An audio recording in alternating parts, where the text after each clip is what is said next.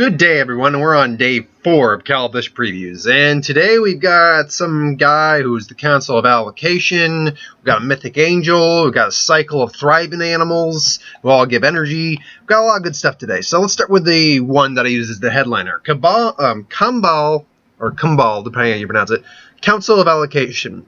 A 2/3, a lot of 2/3s in this set.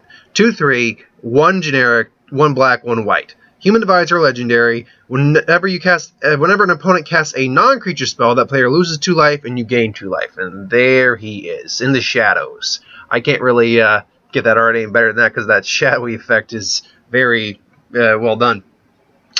For the card itself, it's a good kind of staller. Unfortunately, he's a legendary creature, so you can't have multiples of this guy on the field. If you could have multiple guys on the field, then this quickly becomes a bit of a hacks thing for only 3 mana, because then you can just pump out, assuming your opponent doesn't, either board wipe, and even then they're still taking damage from the board wipe, or with the exception of like a creature board wipe, like Demon and Dark Schemes.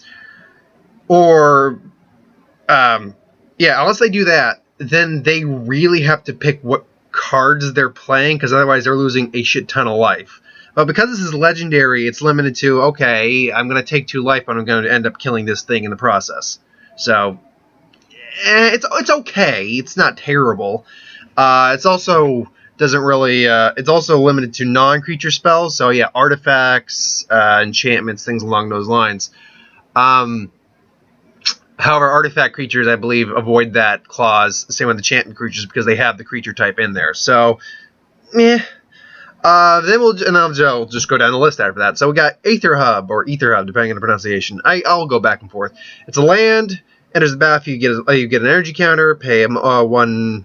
You can add a colors to your mana pool. Pay 1 energy. Add any mana of any color to your mana pool. So in the energy deck, this would be a very useful card. Even on its own, it's a decent card. Colors, it's giving you land regardless, though it's colorless. And you can at least do it once for any color, so it's an okay card, absolutely. Especially early game, I could definitely see this being used for early game. You'll be able to get any land you want, especially if you're running multicolored decks. That's going to be very useful, so yeah, I could definitely see that. Lost Legacy. 2 black, 1 generic. Sorcery. Name a non-artifact, non-land card. Search target player's graveyard, hand, library for any number of cards with that name and exile them. That player shuffles his or her library, then draws a card for each card exiled this way. And it's the mural of Chandra's dad that we saw in the story earlier this week. See, there's 2 ways this card would be played. It'd be played either on an opponent, in which case it's only good if you know what's in their opponent's deck. And then you're still giving them card draw, which is... You don't want to give your opponent card draw if you can avoid it. Or the more likely scenarios, you play this with something you have, you know you're a little behind, make a sacrifice with one of the cards you know you still have in the deck, and draw some cards to get something out of that. That's the more reasonable scenario I see. Overall, it's okay. It's sacrificing resources when, in the case of the one example I gave, it's sacrificing resources to get resources, which works depending on, but then again, it all depends on what you're getting rid of too for your sacrifice, for your, to use this. So, 4 mana too. 4 mana is not overly expensive, but not super cheap either. It's definitely in the middle of the curve. I don't know. I'm on the fence of that one. It's a black card, so that might be why. I'm just not big on black. But moving on. We don't have a picture for this one, as you can see. Well, we do. It's just they haven't updated it yet. We have Cultivator Caravan. 3 mana of any color, 5/5 vehicle. Tap it to add 1 mana of any color to your mana pool. It doesn't have... Well, actually, it's an artifact, so... I believe artifacts don't suffer from summoning sickness when they get brought out into the battlefield. I believe. Someone correct me on that, please. It's because it's only an artifact creature when you crew it. So if you don't crew it on that turn, you can crew it. It's crew 3, by the way. So you get it costs 3 mana. It's a rare card too, which is why it obviously costs that way. You only need a 3 mana creature. You could just keep it there and then tap 3 for 3 mana. Yeah, I could see that completely. But anyway, yeah, I'm pretty damn certain that artifacts don't have summoning sickness, but I'd have to recheck the rules. Just someone remind me. Either way, Summoning Sickness or not, it's a very solid card. It's a beat stick when you're actually able to make it a creature, and it gives you mana, so it's a plus. So good card all around. Thriving creatures. Now there's a cycle of these. First one is the green one, Thriving Rhino, which is 2 generic, 1 green, 2/3 Rhino. Again, the 2/3s are everywhere. Now all the thriving creatures have the exact. Actually, all the thriving creatures have the exact same ability, which is when it enters the battlefield, you get 2 energy. You can pay 2 energy when it attacks, put a +1/+1 counter on it. So more or less, I'm showing off the mana cost, the art, and how they're going to command the stats. So I love the art on this thing. This is great art. Again, great. This one's not gorgeous, but it's just very visceral looking and real. It has a very realistic tone to it. Overall, though, stat-wise, a 2/3 for 3, it's okay, which means you're actually, if you attack with it and, the attack goes through and whatnot and you want to pay it, you are at minimum probably getting a 3/4 for 3, which is not terrible. It's got a butt, meaning it's going to be probably more used as a blocker, unless you got the energy to spare and keep attacking with it. Then we got Thriving Grubs, which is a gremlin, 2/1 for 2, 1 red, 1 white, or 1 red, 1 generic, same as before, which means when you attack, and it's kind of hard to make out, it's basically little grubs hiding in a carriage of some kind, a vehicle, and some passengers will ride without tickets. Cute. As unpredictable as ether, and just as hard as to contain for the Rhino. Which means, yeah, it'll be a 3/2. It's definitely the lesser of them. I mean, at most, maybe you'll just play these guys in like a 5-color energy deck just to get the energy. You don't have to use the... It says you may. You don't have to. So, yeah. The Rats isn't bad, because it's a 2... Basically, anything with actually a higher toughness than its power is not a bad energy Thrive card, because when attacking, your toughness is what's going to be taking the damage. So if they actually wind up with a bit more extra toughness, then yeah, it could work. It is a 1/2 though for 2, so it's okay. And then it becomes a 2/3. It's okay, I suppose. You're really probably using these guys for the energy. Tell you what though, if you're in a blue energy deck, you're definitely using the Thriving Turtle, because this thing is only, by the way, sorry. There's the Rat, which the Rat actually kind of looks weird. It's like, I mean, it's not a zombie rat, it's just a very... It's almost shaped like a ferret or a weasel. Look at that thing. It looks almost like a weasel. But then the turtle, yeah, it's Thriving Turtle. It's the exact same thing. It's a 0/3. However, it only costs 1 blue.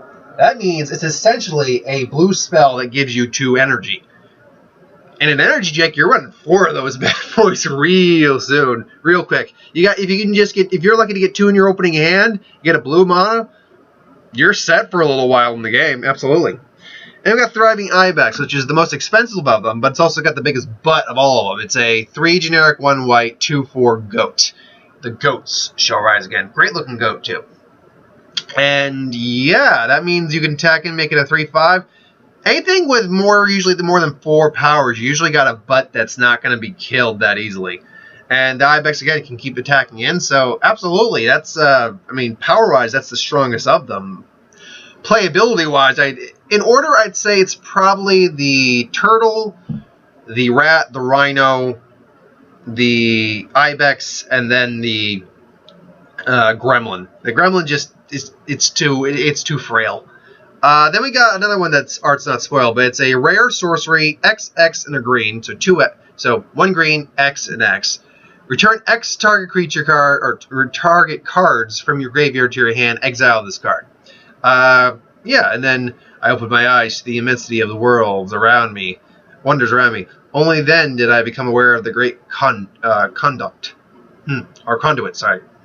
Then we got. I'm gonna go to a few cards that were spoiled yesterday before the end of the day. Shrewd Negotiations. I got a Vendal can just negotiate like with a dwarf. 1 blue, 4 generic. Sorcery, exchange control a target artifact you control, a target artifact creature you don't control, or artifact or creature you don't control. So it's a flip-flop kind of effect. So depends what you got as opposed to what your opponent got. Then we got Key to the City. 2 generic, rare artifact. Discard a card. Up to 1 target creature can't be blocked this turn. Okay, make something unblockable by tapping and discarding a card. The Madness players will enjoy that. Whatever Key to the City becomes untapped, you may pay 2 if you do draw a card. Madness is still around for a while. It can enable Madness. makes things unblockable, and then you can pay mana when it's untapping to get a card, draw a card. It's That's it. That's all I can really say. It's Incendiary Sabotage. 2 generic, 2 red. Additional cost, sacrifice an artifact. Deals 3 damage to each creature. That, I believe, is like Anger of Gods or Wrath of Gods. I can't remember. The red card, red sweep spell. I think I actually have one. From Theros block. It's uncommon, though, and it's an instant. And the only thing you got, it's a little more expensive, and you got to sacrifice an artifact. But with servos and thropters being available in the game, and readily available too, that's not a very hard condition to meet. It's a board sweeper, definitely a board sweeper. So I dig it, and there's the art. And as you may notice, we'll get to our final card, which is the Mythic Angel, Angel of Invention. So first off, there's the artwork. Actually, I'm going to, seeing this is the last card, I'm actually going to enlarge the artwork to give us a good definition, or higher definition quality. So, yeah, I mean, just this thing, she's got this weird helmet on, 4 arms, unless those are robot. No, those are 4 arms. Wow. Wings, all that stuff. But basically, Flying, Vigilance, Lifelink, 5 mana, 2 white, 3 of any color, 2/1 Angel.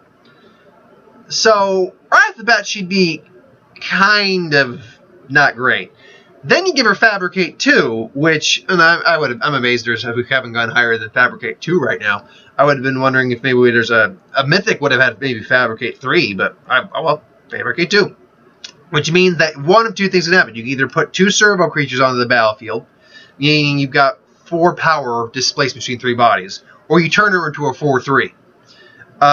Now, you can't divide that, so you can't basically make her like a 3/2 and put a servo. That's unfortunately not how this fact works. You choose one or the other. However, she does give all other creatures +1/+1. So those servos are actually 2/2 creatures, which actually means it's not 4 mana space between 2 bodies. It's actually, or excuse me, 4 power space between 3 bodies. It's actually 6 power space between 3 bodies, which makes this a far more valuable card, especially if you're constantly pumping out servos or thropters, because thropters are still a thing in the set, and what a perfect timing to end a video, because the damn phone rings again. Yeah, I'd say she's got potential. I'll have to try, if I get her, I'll have to use her to see how she really works, but yeah. Thanks for watching, I hope you enjoy. I'll be back in a little bit with Star Wars today. If you like, comment, share, subscribe. Ideas for who wins, put those in comments below. I'll see you next time.